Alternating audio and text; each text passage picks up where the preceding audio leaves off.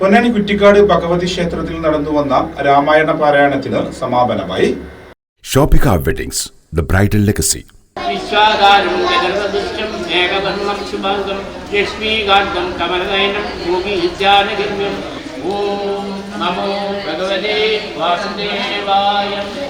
August 16 വരെ രാമായണ മാസമായി ആചരിക്കുന്നതിന്റെ ഭാഗമായി പൊന്നാനി കുറ്റിക്കാട് ഭഗവതി ക്ഷേത്രത്തിൽ നടന്നുവന്ന രാമായണ പാരായണം അവസാനിച്ചു.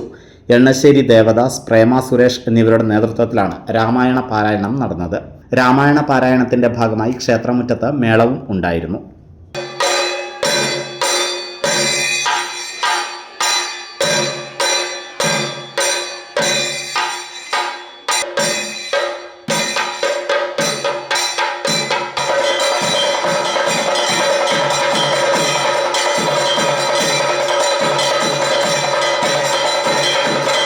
രാമായണ മാസാചരണം വളരെ വിപുലമായ പരിപാടികളോടെ ഇന്ന് പര്യവസാനിച്ചു.